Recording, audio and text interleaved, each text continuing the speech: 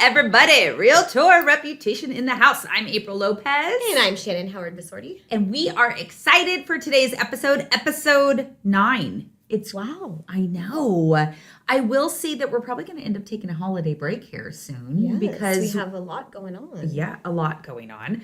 Shannon and I actually have a client appreciation party that we're doing, so we have to plan for that. So we'll see what next week brings for us. Yes, because we are having a thankful, grateful, lovely, fun client event. It'll be fun. I'm so excited. Yes. So anyway, what do we have for you today? Let's just jump right into it with our mom moment of the week. Shannon, you're up. Oh my goodness. I feel like I have been running, like always, top speed. We had volleyball season come to an end. And this week's soccer season starts. Did you do a pizza party? No, I didn't do a pizza party, but it's funny. We're Abby's realizing how out of shape she is having to run for soccer. Oh yeah, volleyball doesn't do as much conditioning. But I think my mom moment of the week was just all of the election stuff. I felt like that was like a big mom moment, and I think it's like really interesting just kind of teaching your kids about stuff. And I had a funny story, I think you saw, but I went to the polls and I had my Taylor for president you shirt. sent me the video and I posted it on our I Instagram immediately because I was like, this is the best. And I met George, who is a volunteer, and he said, I'm like, George, my candidate's not on the ballot. And he was like, oh, we just write her in. And I'm like, okay. And he said I was the funniest thing of the day because I was just trying to be, lighthearted. So what we're talking about is Shannon had a Taylor Swift for president shirt on, and it was the cutest thing. And I think it's really important, no matter what your opinion or your belief is to exercise your right to vote. Absolutely. Right? And I think, having daughters, we both have daughters, it's important to show that, we have that right, and it wasn't just a God-given right. There was people who fought, and we had to earn that right. And it gives me the chills. I know, it's really special, but I think, there's something about, in school they learn about, propaganda and about what's real and what's not real, in news. And I think there was a lot of fear on both sides. Right. She would come home and kind of tell me that, if Kamala wins, there's going to be no Christmas. And it's like, who comes up with these things?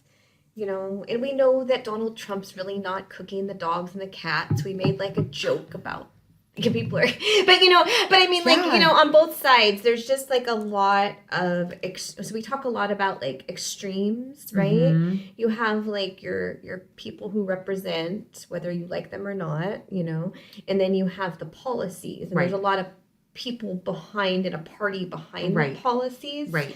And then there's a lot of opinions like us. We're a podcast. So there's a lot of news stations and podcasts and underground things. Yeah. And she was really struggling with at school, being in high school, they're almost at the age where they could vote and having some of these things. And she would just come home and Mom, I don't want to also talk the about interaction with other kids. Yeah. Same, everybody votes for somebody different. So the influence from people's parents, I'm sure that's coming down, right, on their kids. And a lot of just, I think, non-factual information. Yeah. And just a lot of hate and negativity.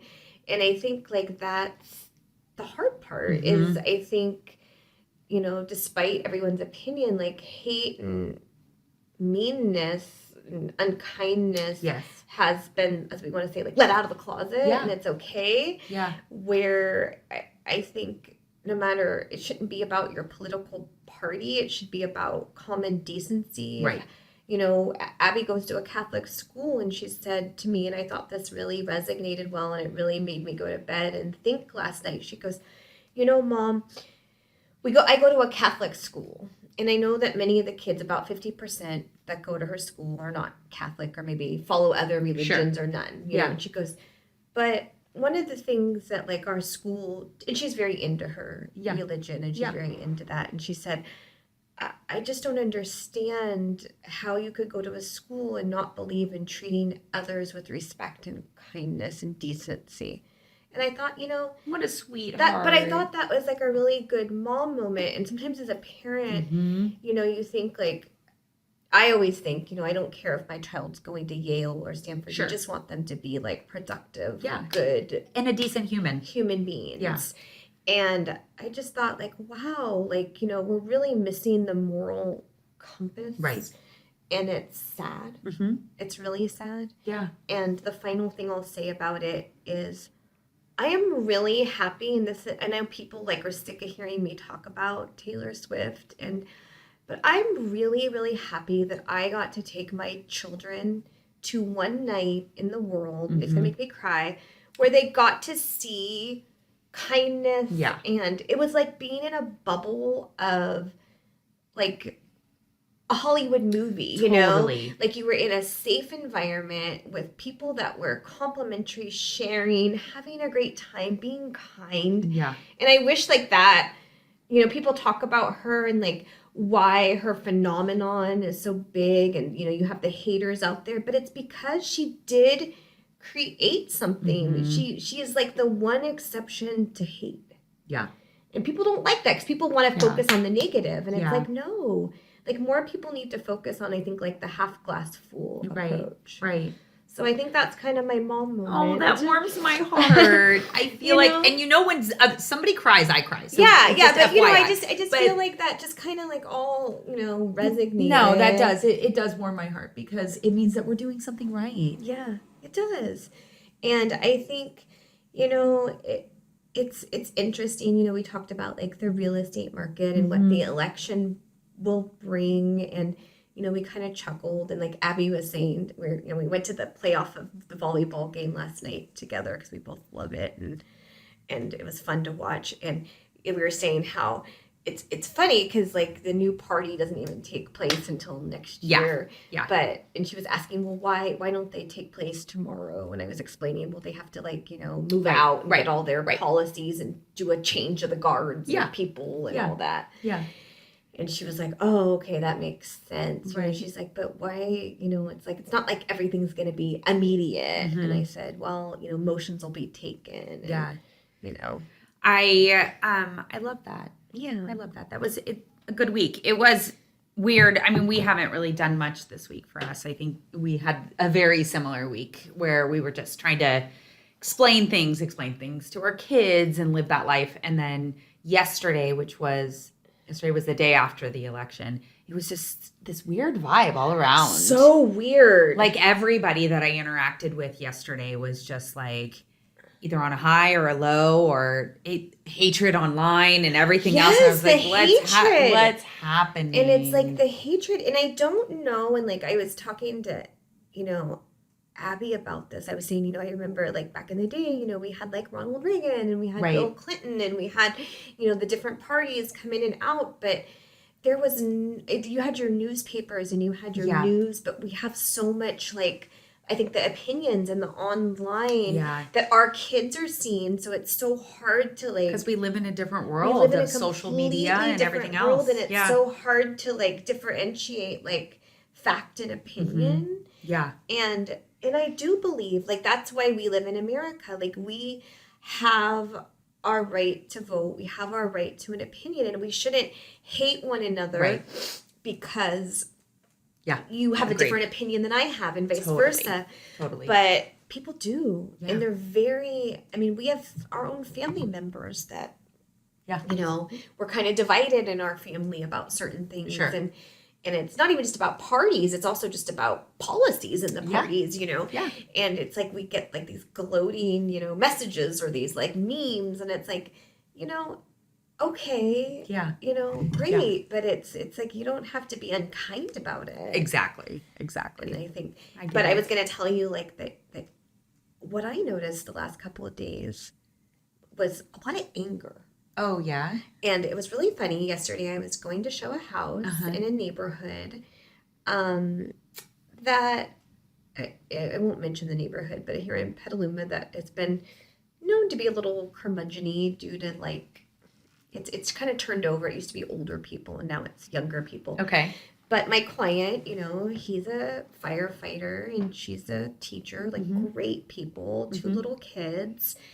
And he has like most firefighters and police officers, they have trucks. Yeah. So he comes into this neighborhood and immediately they waved a neighbor and they get snarled at, and then a biker flips them off. Like what? Yeah, and they pulled in. Like as you're just going to see the house. Yes. And I was wow, that's brave. So, like, wow. Did he have a sticker on the back of his car? No. And he said, you would think I had a sticker, because there was very much like Harris Waltz, like, in a lot of the signs in the neighborhood. Sure. But he did not have a sticker. And he said, you would think like they're just like stereotyping me. It sounds like it. Because of my car. And he goes, they don't know me. Right. They don't know who I voted for. And I looked at him and I go, and it shouldn't matter. Right. Like it shouldn't matter. Wow. And it was really interesting. And then this morning, I think I shared with you, there was a roadblock getting here, and I turned up a street to do a detour, and there was neighbors outside. And granted, maybe I got the brunt of it because there was people before me not following directions. But when people are standing in the street, like I rolled my window down because I didn't know like if there was another accident or like I needed to go up a different street. And she basically tells me to slow the F down and not to go 50 miles an hour. Now I was going not even 15 miles an hour. Wow. And and then I was driving to park, and there's a lot of construction, which on a side note, when Adobe Creek Winery opens, Shannon and Apryl, hi, we work here, we would like a free membership for trying to not have a place to park. For all the construction. So Shannon and Apryl. Wait, are they moving locations? Yeah, they're building. That's what they're building. That building. I had no idea. Yeah, huge tasting room, music. But yeah. Side note: Hi, Shannon and Apryl. We'd like to come. Hi. We'd like a free membership. I love wine. We love wine. So I was driving, and like you can't park anywhere because there's road closure. I had no idea that that's what they were doing. Yeah, that's what they're building. And the lady on her phone walks out in front of me. And I like slam on my brakes because she just like walks out, and then she flips me off, and I'm like, what the heck is happening? Like these people need to go back to bed. And I woke up like all happy and ready to go, and I'm like, wow. No, I worked from home yesterday. Yeah. I was like, no, I don't want to deal with anybody. So yeah. All right. Well, let's get into. I'm so sidetracked. I was thinking about wine now. I know. Well, we can do our podcast from there. Maybe we'll like do the grand opening. Oh yeah, that's a good idea. Okay, let's go on to our next section, which is our Swiftie Sale of the Week. And Shannon found this one, and this is the sale of Richard Gere, Pretty Woman. Da-na-na-na-na. The original Bachelor. Vivian! Oh my gosh. He is selling his Connecticut home because he did announce that he's moving. Speaking of, I thought it was so funny. Speaking of the election, he's moving out of the U.S. And he's April out. and I just want you to know, we work with luxury presents, and we have connections all over the United States. We do, and it's a world. It's a way for us to network with other agents throughout. So if you U.S. and I read this article, and I don't know if it's true or fake, that people like in Italy and in Tuscany, they're giving like $35,000 incentives for people to move there. Yes, I've actually heard of that. And then I had a conversation, I can't remember with who it was, about they do these incentives, but the land is like, and the houses are horrible, and there's like no access. Like the town is like this little tiny town. Like it's like has like goats running. Like you have to use it within a certain time period. I don't know. Somebody knew a lot about it. They're like, oh no, I've already investigated it. And they were like, it takes like 2 years for you to get it. It sounds too good to be true. That's pretty much. And they were like, but by the time you like you have to know how to do the work yourself because there's nobody to hire to do the work for you, pretty much. So basically anyway, you have to like come with your own crew. Yes, pretty much. Set up yurts. But also material. Yeah, how would you get it? I have no You're idea. like, hold on, let me get the camels. I haven't investigated it. But okay, so funny, the reason we thought this was funny is because he's moving out of the United States and he's moving to Spain. I think his wife is maybe from Spain or something like that. I don't know. I didn't look that much into it as far as why he's going to Spain, but he's like, peace out. And he had this beautiful estate, and it was 6 bedrooms, 11 bathrooms, period detail, built in 38, gorgeous. The main house was on 32 acres. They have a pool, multiple garden areas, and a separate 3-bedroom cottage. So it sounds like amazing for $11 million. Wow. It was actually 10.75 or something like that, but $11 million. I mean, sounds amazing to me. So, I mean, and it's gorgeous. So it's always funny because I remember, like, after one of the other elections, both the last 2 people were like, I'm moving to Canada and I'm moving here. Yeah. So if we're happy to help you with a plan. We can hook you up anywhere. We can hook you up in all over the world. Connecticut. I've never been to Connecticut, but when I think of a Connecticut home, or like when I saw these pictures, I think of like driving through this like grand gate, like Forrest Gump style, where you go down this like long, and everything's like gorgeous, brick and like with the houses with the pillars. Who's the boss? Did you ever watch Who's the Boss? Yeah. Was that in Connecticut? I think it was a Connecticut. Oh, interesting. But yes. But I think of these like gorgeous, I could retire somewhere. I could retire at this house for $11 million. I mean, I think that would be fine. You know, there's that. I mean, 32 acres. I mean, sounds gorgeous. Let me just get a lawn mower that you just ride on. I mean, that's the ultimate retirement dream, is it not? It is the ultimate retirement dream. I have a family member who wants to retire to have a ride on mower. The dream of the husband is to get on a ride-on mower. But Idaho, it snows. But she said he can't even mow the lawn in their subdivision house, let alone. There will be no ride-on mower with acres if you can't mow the patch of grass. Oh my gosh, that's so funny. Like, you have to actually go outside. You actually have to, like... Oh my God, speaking of, it was so windy this last week that we have, like, tree limbs everywhere. And I think there's stuff on my roof right now because it sounds like someone's up there when the wind blows because it, like, you know, rolls off or whatever. Oh. That, speaking of not wanting to do anything around the house, like, we had all that wind and now I'm like, can we hire somebody to come clean up our yard? Yes, and that was so kind of intense. like into one of the next segments I wanted to talk about a little bit is about prepping for winter. Oh, perfect. Was one of the Let's do things it. I was thinking about. Because we are starting to get like our first, few little rainfalls. And I think one of the things that people don't do until it's too late, and then you have the huge emergency bill, is to clean your gutters or have them cleaned. Yes. I think that's like number one. A lot of times those, depending on the type of roof you have, they leak or they could spill over into the, certain areas and puddle, and then they cause a roof leak. And I will say my fun fact or my tip is my husband uses our blower to blow out your gutters. That's a great one. And then also the same thing is the trees. Like you're talking about, it's really important before some of these, because we've been getting these like windstorms that are, I feel like sometimes it's almost like a tornado out there. Oh yeah. I mean, our umbrellas have like taken off down the street. Yeah. But to get, if you have limbs that are, touching your house or big trees, to bring out an arborist, or if you can do it yourself or your gardener or whatever, but to get those cut, because if they fall on your house, that can cause major damage. Absolutely. The other little fun fact that my husband's really, really good at is to just kind of take a trip around your house and make sure like all your windows are caulked and sealed, because water also will get, that's one spot where they come is through the windows. And, any bad rotten pieces of siding, make sure that's, kind of sealed up.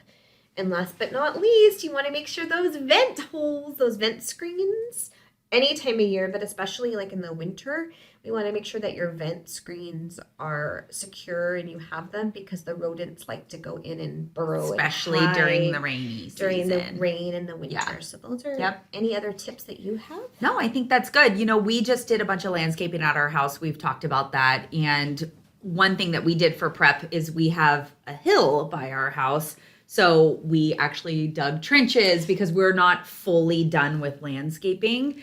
And eventually we'll have like different things, but we want to make sure that the rain has an avenue to That's come right, the down diversion. because we need to. That's the last one. exactly That's a perfect one. is divert the rain or the puddling that may happen, not to where I just landscaped my house. So or even to go under the house, because Correct. especially when you have a crawl space, there's a lot of standing water that comes under our house. So some people have like French drains and that sort of thing. And but even like the easiest ones I've seen are, if you have to, like those big, like kind of collapsible black plastic tubes, you can get those and just kind of secure them and just even, try to divert them out to somewhere downhill so they go to your sidewalk or out. Yeah. But that's another number one thing is, around here we have a lot of musty smelling houses. Yeah. And that has to do with the standing water. And it's not good for your foundation. And double check under your house. If you do get a lot of rainwater underneath your house, do you need to put a sump pump in or something like that? So and people get scared because they think like a sump pump's expensive. We're talking maybe, $400 or $500. Mm-hmm.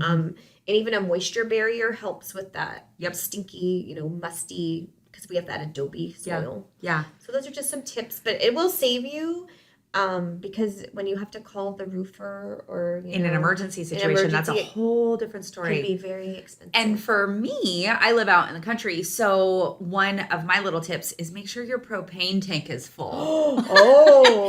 We had one year where we thought we had enough, and then my husband went out to check it, and he's like, "Oh crap, we're out of propane." And I didn't realize you had propane. Yeah. So when, it's seasonal too, the cost of propane will go up no idea. in the high season. So we always try to fill our tanks. Do you have a big truck that drives out? We do. Okay. Yeah. So we have 2 tanks and we try to fill them before the craze because it's cheaper for one, but also so that way we don't run out of propane. So do you have a gas range or do you have a propane range? Or do you have electric? We have a gas range, but you convert it to propane. That's what I was, Yeah. And then our propane runs, we have a tankless water heater, so that runs that. Propane runs our house. That's cool. So if we run out of propane, we can't cook and we can't heat. Oh, wow. So that's huge for us. That's a good tip. So, yeah. Fill up those propane tanks. Yes. Good. Generators. I mean, that's the things that we think about for power shutoffs and that sort of thing. And I think that's also good for fire season. We are in the midst of fire season in, the end of October, November. We're still in fire season. We're getting into winter, but that's important too because we, things are dry still. Right. And with the wind occurrence. The wind is what's scary. Yeah. Well, I think that's all we have for today. Oh, wait. Quickly. Yes. I wanted to talk about the Jason Kelsey. Wow. Yeah. So if you haven't heard, Shannon knows more about it because she's up and up on all of the drama of the Kelsey brothers. On every part of my feed. So he was at Penn State and he was doing he had this funny contest where he was going to try to kick a field goal with his Timberland boots. Oh, he always that's right. I heard it on the podcast. And he, was like, how hard is it? How much do these kickers get paid? And so he was kind of making fun and he did this terrible kick and it was terrible. But, he's just a fun guy and he's out. And it was actually for charity. Everything he does is for charity. Sure. He's out there just trying to be a cool guy, having fun. And talking about social media people. This guy just comes up, and I guess he'd been harassing him for a while, if you read into it. And he's, in his face, and he said, some homophobic slur about, how does it feel that your brother's a bleep bleep for dating Taylor Swift? And it just rubbed him the wrong way? And he just took his phone and he slammed it down on the ground. But... Wait, he took the other guy's phone? Yeah, the guy that was in his face, not in his personal space. Yeah. And he slammed it down. But then... where he should have just stopped with that or just ignored him, which he admitted that he didn't behave right. He said, who's the bleep-a-bleep now? And so he did this whole thing on Monday Night Football where he was on his, ESPN where he's an anchor and he was very apologetic. And did he do a formal apology? He did. Okay. He did. But I would say 90% of the world did not think he was in the wrong or needed to because the guy was so out of line. And then they were I think what happens nowadays is you get somebody who's a perpetrator like that. Right. And then they're trying to, make themselves famous. Right.